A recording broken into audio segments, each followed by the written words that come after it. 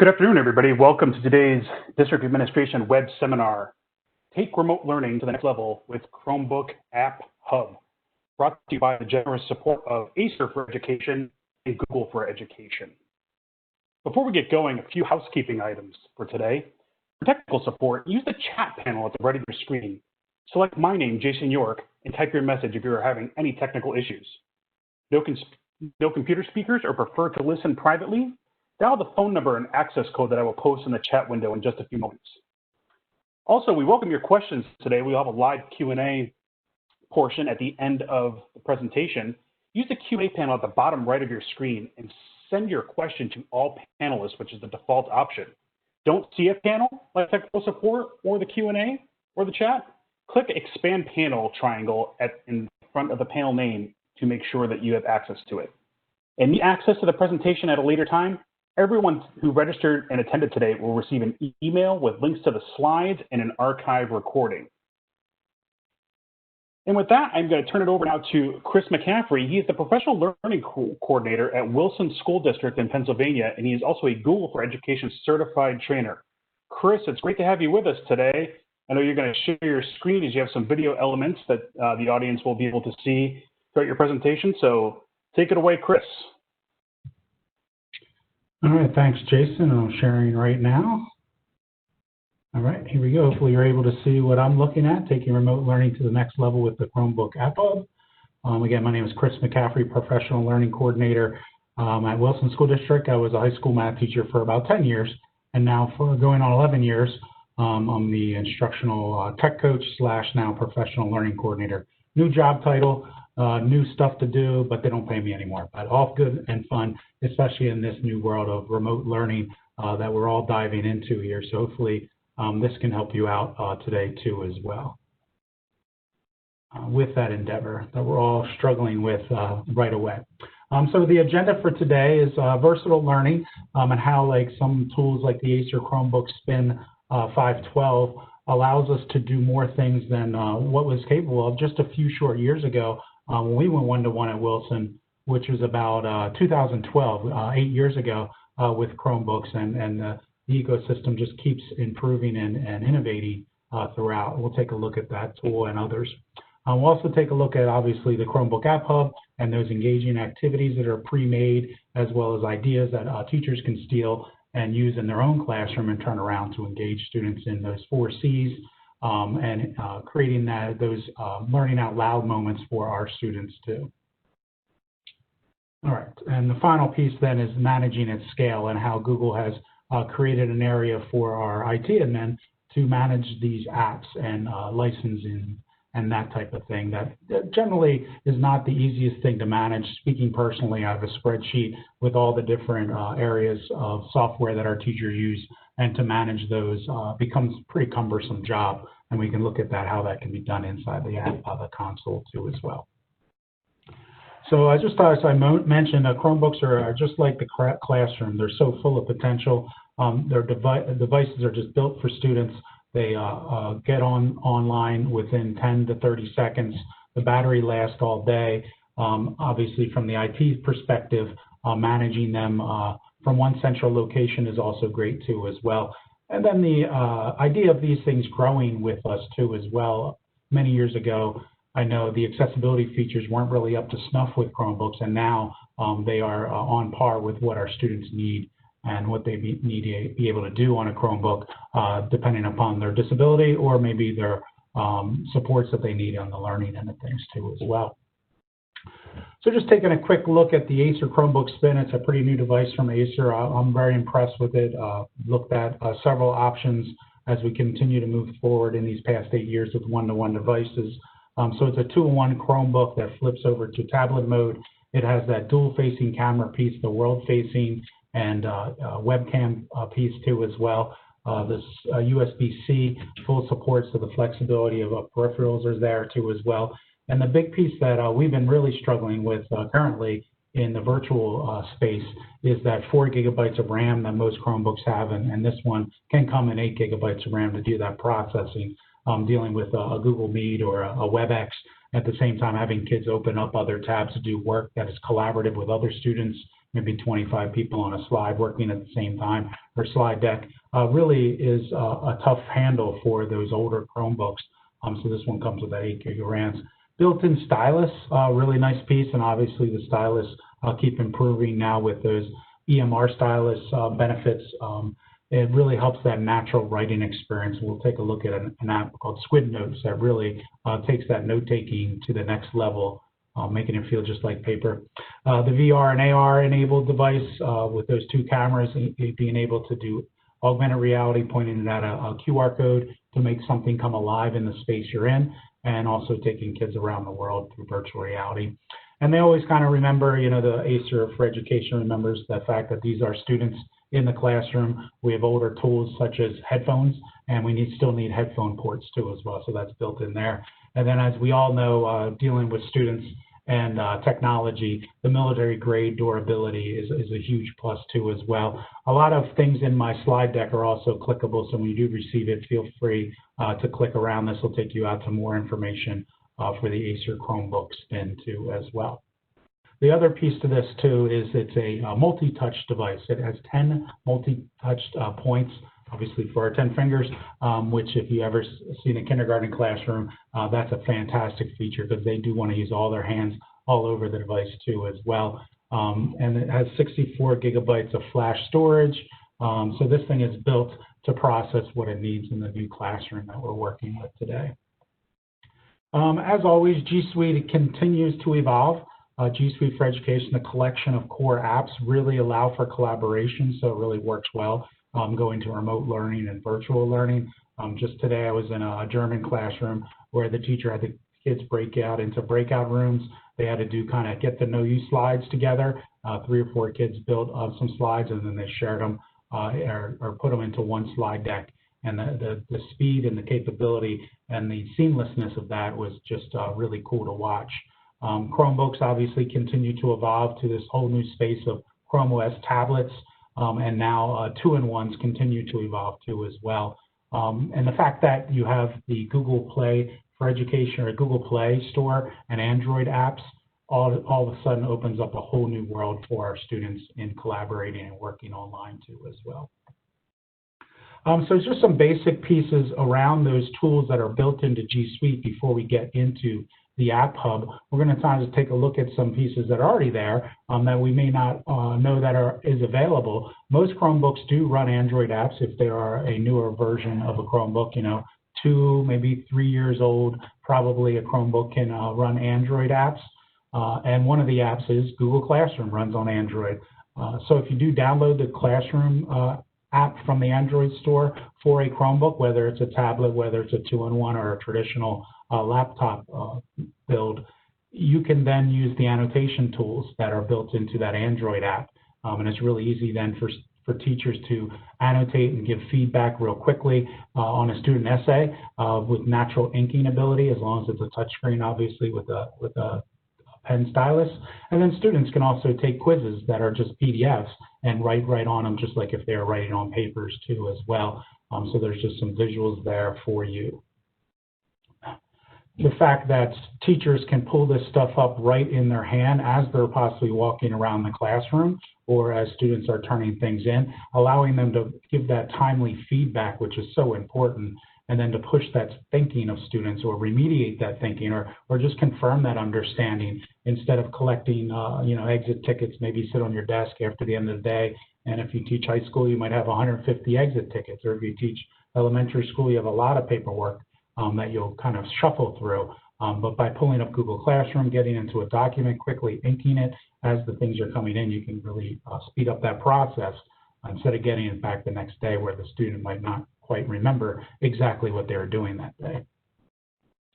The other piece of this too is where Google Forms have always been so flexible in schools, in the classroom, and even around the district, leveraging add-ons to automate tasks such as observation walkthroughs is really powerful. Down at the bottom there, you can see a little GIF there where you can have a submission to a Google form get appended to individual students, or in this case, for maybe a classroom walkthrough, get appended to a teacher document automatically. So using the Google form and the 2-in-1 tablet where you can ink and it automatically detects your text, to move quickly through that form to give back feedback, and you're not clicking away at keys either in the back of the room. It's more natural to walk around and just write what you're thinking with a stylus, and then submitting to the form, it automatically then can go to a specific teacher, and they have a private doc that the supervisor or principal can then have a collaborative conversation about what happened in the classroom and what the perceptions were from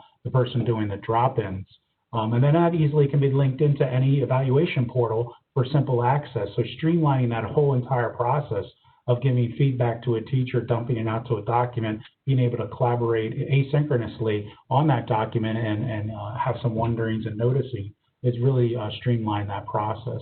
Also in this will be a link to a whole series of Working Harder, Not Smarter presentation that a couple of trainers and myself built that demonstrates different ways you can use Google Forms to simplify and streamline systems across the district, in the classroom, or across school buildings too as well.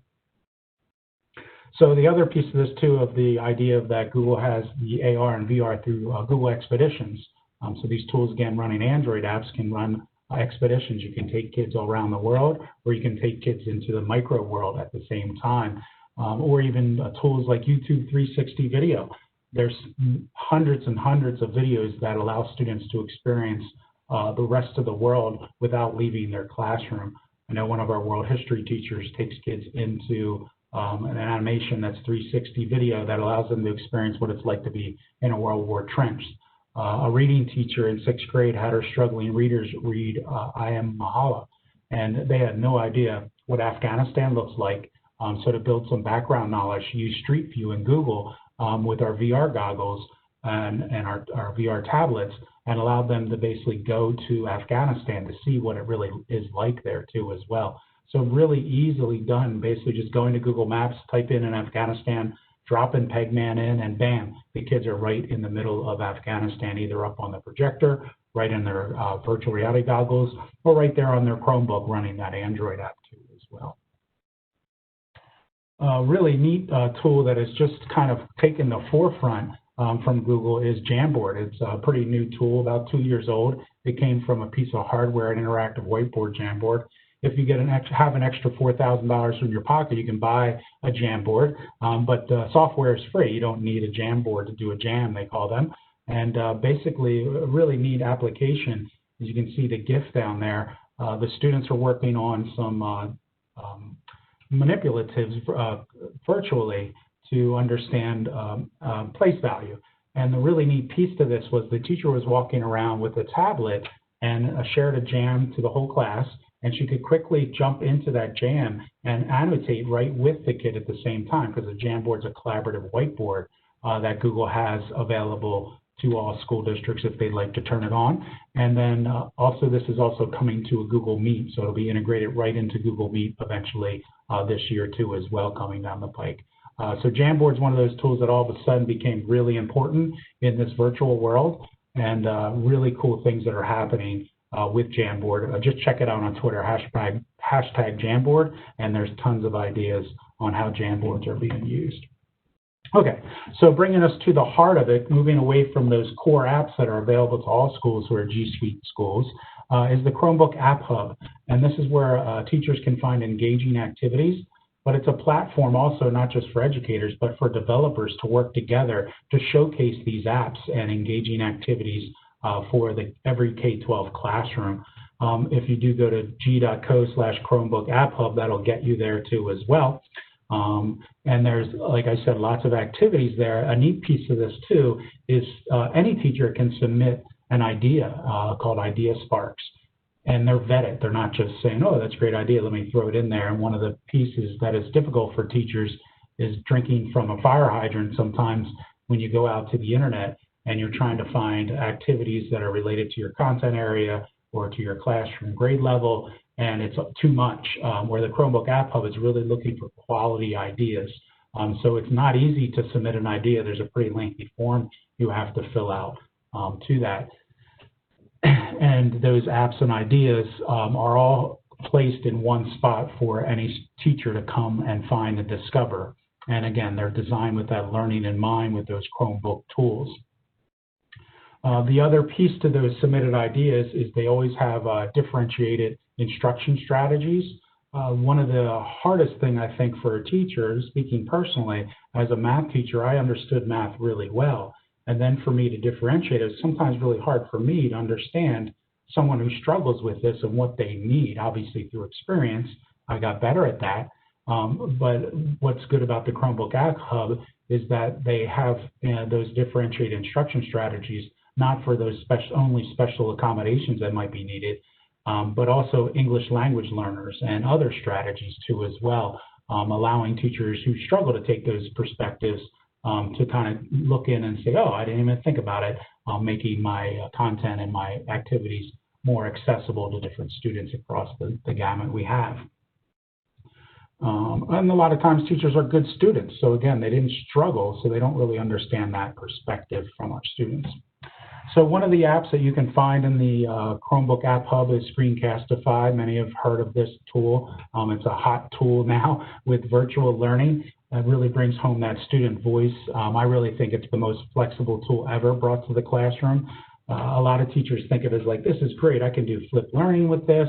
I can record my parent night presentation and send it out to a parent. I can maybe even do something like measuring angles, where maybe traditionally I'd give a student a worksheet to measure angles with a protractor. Well, now I can hand out a Google Drawing that incorporates a video to engage the student and let them explore the idea. Maybe then I have them record their voice with a tool called Vocaroo. And then I can hear and have them explain how you have to use a protractor to measure angles. Maybe they have to create some different angles themselves and measure them to give them a little bit more student choice.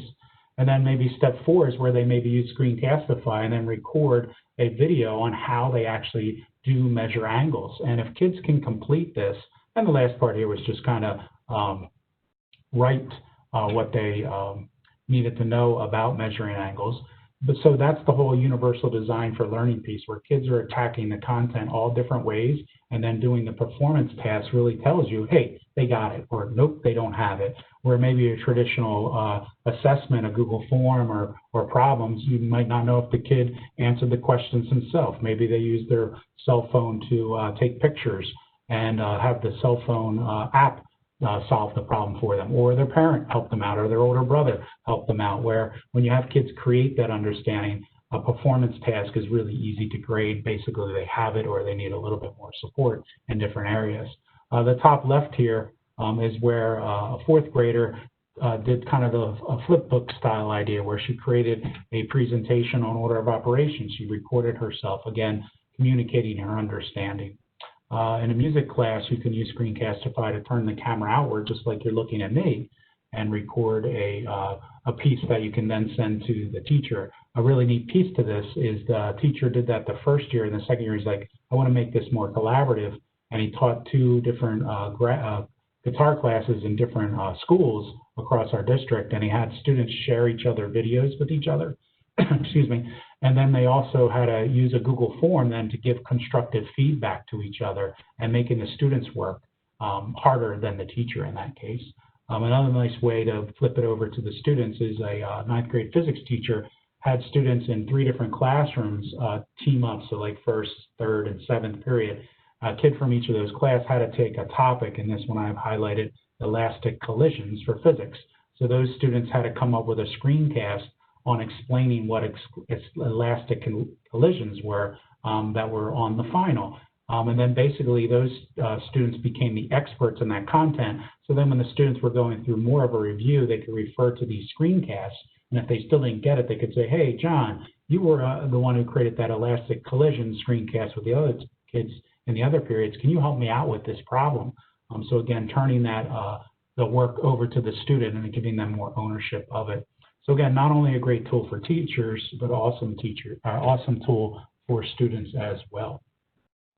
So going back to the App Hub itself, there's lots of different ways that teachers can filter through app category, like screencasting being one of them, maybe flow charting, maybe mind mapping, a lot of things that maybe teachers don't really know how to do with technology. You can sort with these filters on the left-hand side, obviously age range, elementary, pre-elementary, high school, etc. integration and optimizations, purchasing options. We'll talk about a little bit about that towards the end here today.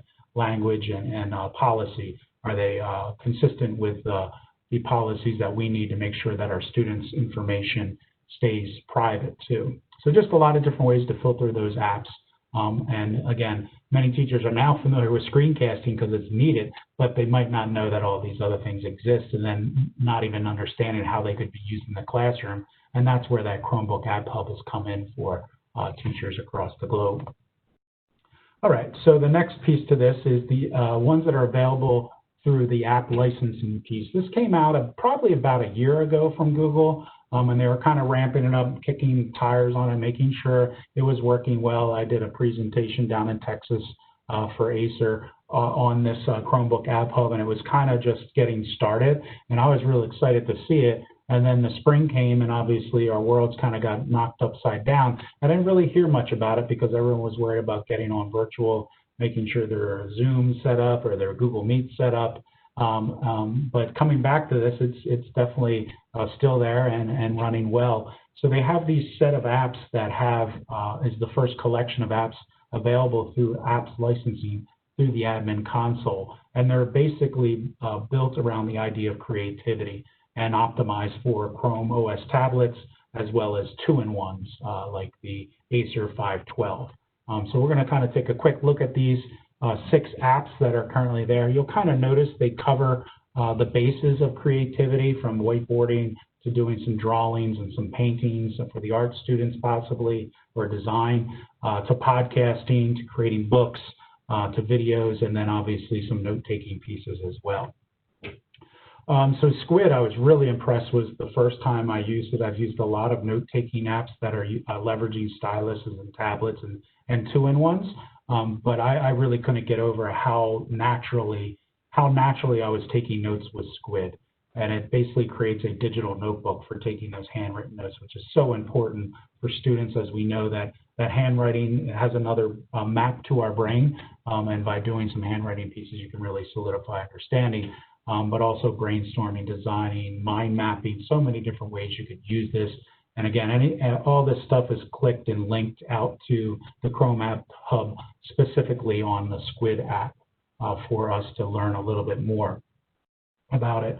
The other nice piece of this is there are some recording pieces to this, so you can record some notes with some audio to it. But really, I think the most valuable piece to it is the fact that now students can take it, they can import it, or export it as a PDF, save it to your Google Drive, put it into Google Classroom, and then share that work directly with their teacher pretty seamlessly too as well.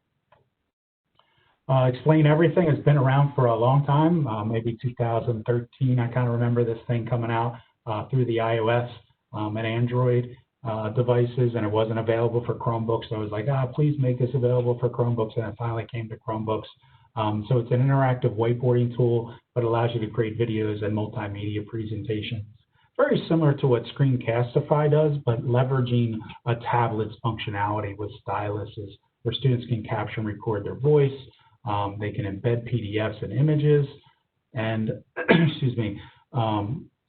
And basically, the other piece of this now is Explain Everything also allows you to collaborate with others too, which obviously in our virtual learning, remote learning environment, it's really nice to be able to share and work together on the same thing. So a little bit more details on Squid Notes here. The idea again of being able to mind map automatically or easily with Squid Notes naturally for students, allowing them to write in the math classroom. As a former math teacher, I really think that's a big place where classrooms that rely heavily on handwriting struggle with technology. So leveraging Squid Notes along with Explain Everything kind of fills that void. And then leveraging tools like Desmos Graphing Calculator. You can quickly create a graph, bring it into Squid Notes, annotate it up if you'd like to, dump it over to Explain Everything as a PDF, and then record your screen and do some things there too as well. So the functionality of the tablet and the two-in-ones really gets enhanced by those two, the Squid Notes and Explain Everything with those two as well. All right, one of my favorite tools now, I've really gotten into this past summer, running some different sessions for our teachers, in understanding that we're moving to a virtual world is podcasting. And basically Soundtrap is an easy-to-use online recording studio, and it allows students to either make music, do interviews. It actually has a collaborative piece where you can share a Soundtrap and other teachers or students, or maybe a World War II veteran can get in and you see their face and it records their voice.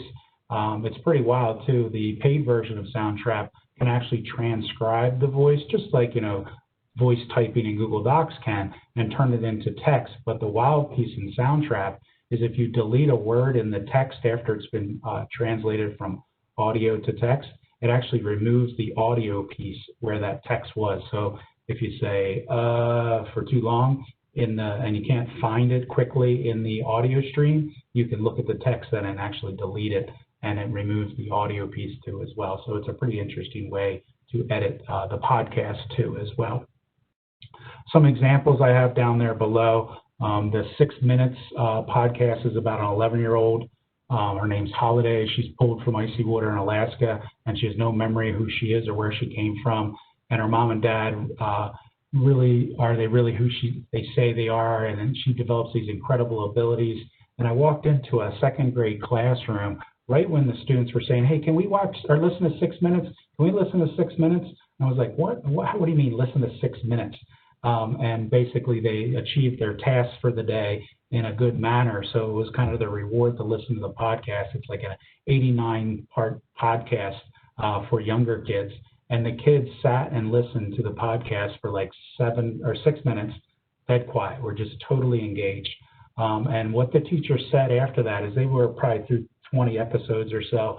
And she said the writing had became so much better because they're listening to stories and they're listening to someone talk about stories with descriptors in it and pauses, and really learned how to write better by listening.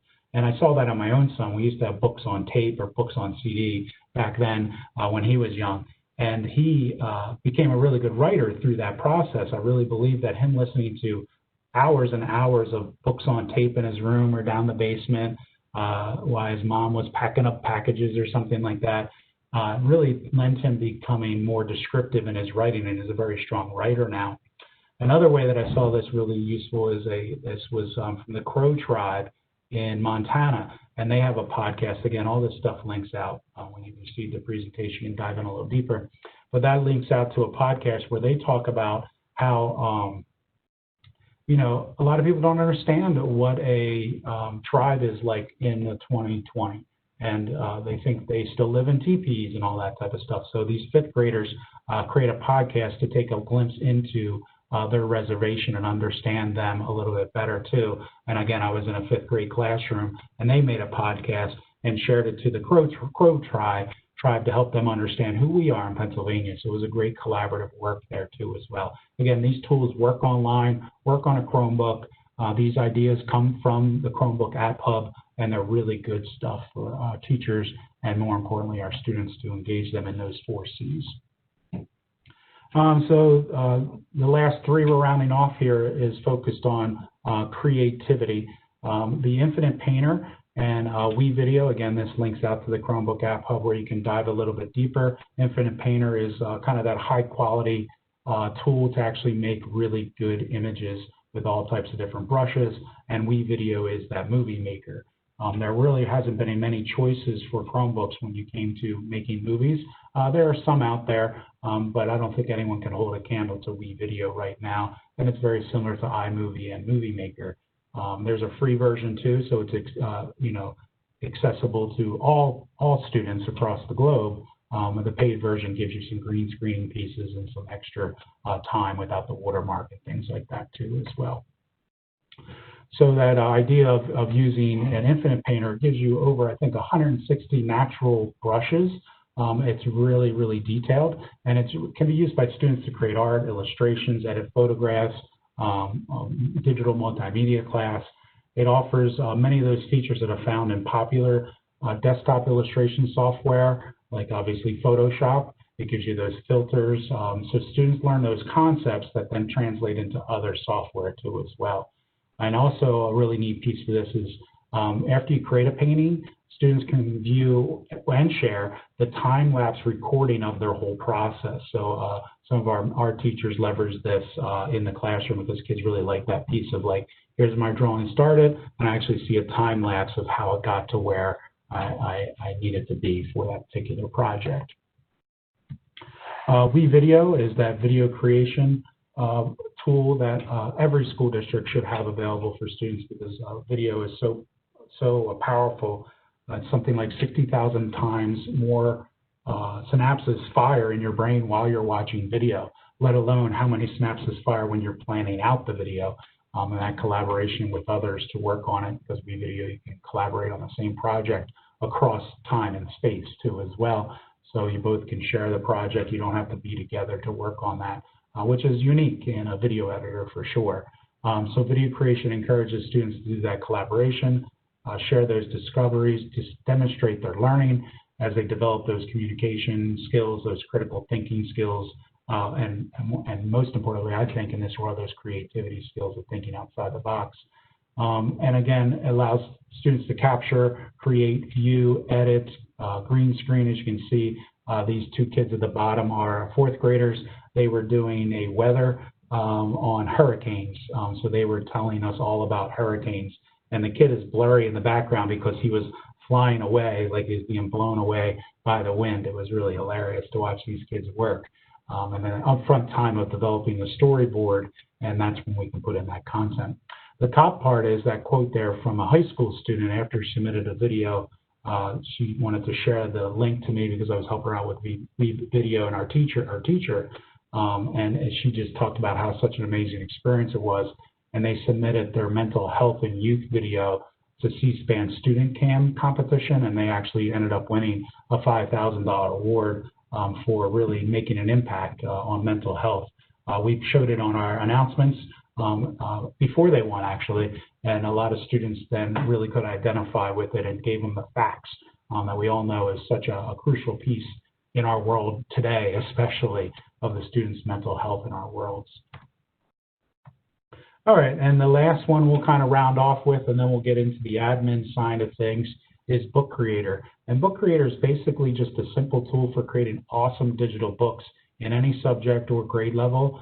And basically, it's a really multi-purpose app. I could use it to teach something. I could use it as a teacher to kind of create a learning object that kids can explore with video, with sounds, with audio, with pictures, all different types of stuff. Students can combine text, images, audio, video to make engaging digital books that demonstrate their learning.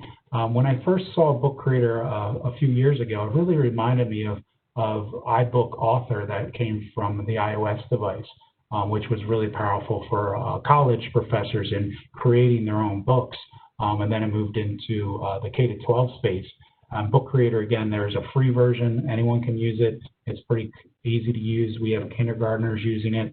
Lots of links here to show you some other ideas too, that Book Creator created actual books in Book Creator to show some different projects off and some really powerful tools.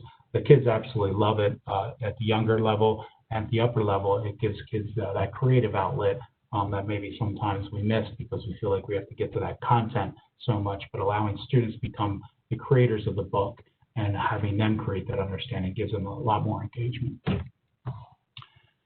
All right, so finally shifting to that last piece of the agenda today, the IT administrator end, which is all important because it all has to work. If it doesn't work, it doesn't matter how creative, how collaborative we are, we have to have it work. This allows IT administrators to manage at scale. And I like that little apps on tap idea where basically the IT administrator has one spot to manage licensing. And again, currently there's only 6 apps. It will continue to expand, but obviously Google is just as busy as we are, with just dealing with remote learning, updating Google Meet, updating Google Classroom, and kind of staying on top of things for our immediate needs. Again, this idea of updating policies, they integrate with existing Chromebook fleets, the role delegation, central app provisioning, which I can't wait to start leveraging myself personally, really is nice too as well. And just a few GIFs to kind of give you a visual what this looks like in the Google Admin Console is basically what you can do is you can drill down to a particular OU or particular grade level and say that, hey, anyone in 3rd grade can have explain everything, and here's how many apps I want to allocate to 3rd grade. And then when a 3rd grader logs in, he automatically gets explain everything installed on his Chromebook, and you can pull that back at any time. Also, you notice the GIF at this point, it shows you the license usage and actually shows you how many have been allocated, how many are using. Right now, it's not very robust and actually drilling down too much into the usage statistics, but Google knows that that is a really key feature for school districts to make sure their return on investment is what it should be with these tools. Or if it's not, can we reallocate those funds or reallocate those apps to a different grade level so that we do get more bang out of our buck too as well. And again, the idea here is try to easily manage all those tools inside the Google Admin Console too. Can't wait till all the apps are there and we can purchase through your vendors like CWG or Acer Education to actually buy these apps and then automatically manage them through the admin console. We don't have to push out a PO to this person and PO to that person. It'll all be streamlined in that manner too as well. And again, we've talked about how you can then install for a particular grade level, turn on those licenses or not. Again, one of those really nice pieces that I think is missing on all different operating systems of bringing this to Chromebooks is just another piece of innovation that Google is trying to pull towards the classroom and making our lives a little bit easier. And then that idea of it automatically installing and authenticated based upon that user and that OU is just, again, another powerful feature to make this seamless. And then another graphic on that license usage to be able to see how many are available, how many are used, make adjustments to purchasing and pulling back and moving them to different places as it is. All right, really just wanted to kind of let you understand what that Chromebook App Hub is about. So thank you very much. There's my contact information. Feel free to reach out to me on Twitter, or my email address is there too as well. So hopefully you got something out of looking at the Chromebook App Hub. A really nice place to find curated ideas, as well as seeing how apps are used all across the globe in the classroom, and discover some apps you may not even know existed before too as well. So have a great day, and thank you very much, Jason, for hosting, and Acer Education. I really appreciate the time that you guys have put into this. Thank you. All right, thanks very much, Chris. A lot of great information there, a lot of great takeaways for our audience, and thank you for making your contact information available as well. And a lot of good resources there for people in the audience to eventually check out. We do have some time now left for Q&A, so remember, if you want to ask Chris a question, use the bottom right Q&A panel to put it in there, and we will get to all the questions we can in the time we have remaining. So, Chris, a question that came in, what if somebody wanted to license an app in a different way? So let's say they want to license an app for just English learners across multiple grade levels. Can you shed any light on that? Yeah, I'm not an expert in the Google Admin Console. I'm on the expert side of using the stuff in the classroom with teachers. But I do know you can make subdomains. So it probably could be achieved in that manner, where you could maybe mark the English language learners in a separate domain.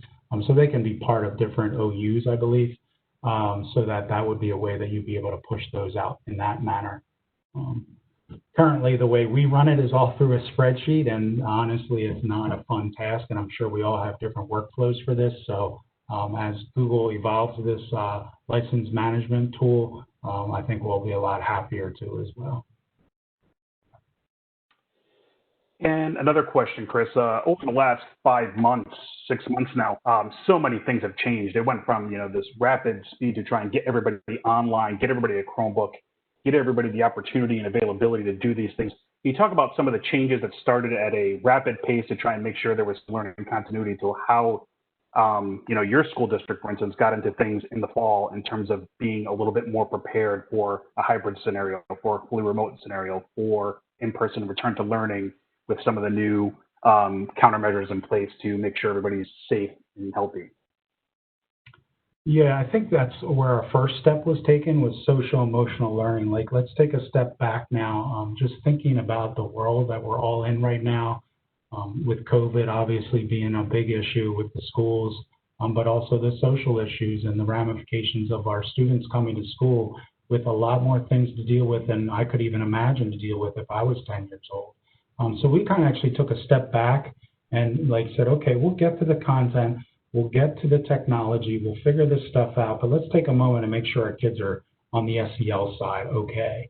I think we can't just do as business as normal because it isn't normal. So that was really our first kind of like tackle, is make sure our teachers understood that that was the most important thing from our district's perspective. Obviously, that's going to be different from district to district. But it's interesting because our teachers are like, well, when am I supposed to get, how am I supposed to get benchmarks and data and information on where my students are? And we're like, relax, we'll get to that, We'll figure that stuff out as we go. That's not the most important stuff. But then to move into this virtual space, how do we get there? And again, interesting thing from our story is we've been here 8 years with one-to-one, but we had teachers that really didn't have to do what we were supplying professional learning to do. You know, we have 6,000 students, 600 teachers.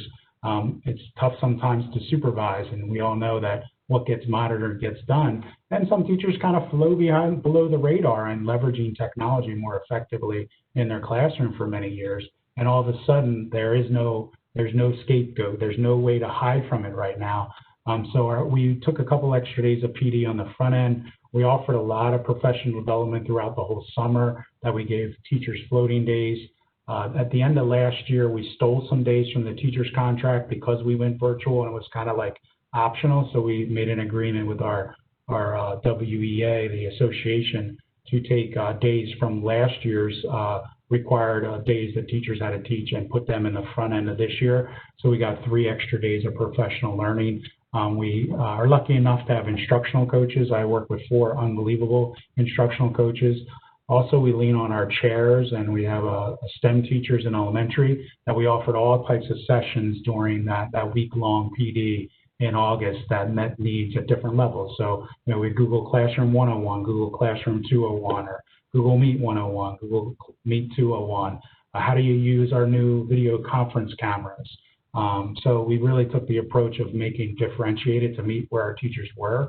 But the one piece I think that a lot of people are glazing over is the instructional side and understanding that, you know, what is project-based learning? How do we incorporate the 5E model? Because virtual learning is built, it can be built well if you understand how to set up those learning targets and success criteria so students are clear on what they need to know and be able to do, and then let them go and do it collaboratively with others.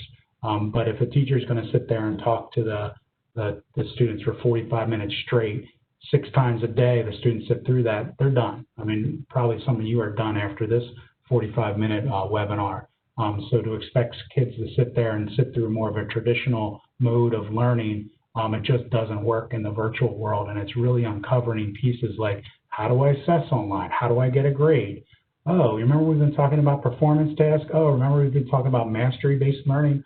Oh, you remember we've been talking about, you know, X, Y, or Z. It's really uncovering things that we've been working on for years and really holding them up to light and being like, yep, this is what we should be doing now. And those teachers who kind of flow beyond the radar are struggling. And those who haven't, you know, we have a science teacher that's totally gamified his whole physics class. And he's like, yeah, this is fine. My kids are off and running. And he's not having any troubles with it. So again, I think I'm taking that approach of making it more student-centered and allowing students to understand what they need to know and be able to do clearly, and then setting up those activities to make them engaging and collaborative, because kids want to talk to each other. So keeping that social aspect is really important too as well. I'm not sure if I explained everything of that question, but that are my thoughts. No, that's great information, Chris, and you know, we appreciate, you know, your time, your expertise across the Chromebook App Hub, and then, you know, giving some real-time information here about what your district has done, is doing, and will continue to do as we mount through these surreal times here.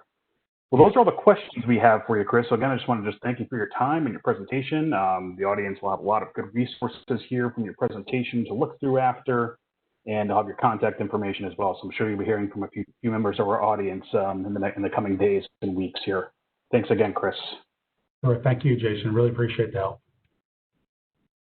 And today's webinar is one of the ways that district administration is the leader in editorial coverage of news, trends, and current issues in K-12 management. You can subscribe for free and stay up to date through our magazine, our digital edition, email newsletters, and web seminars like the one you heard here today.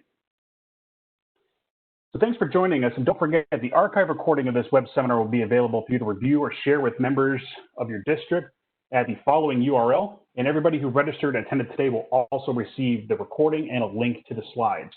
So on behalf of District Administration, this is Jason York saying thanks, everybody. Have a great day and have a great start to your school year. Take care.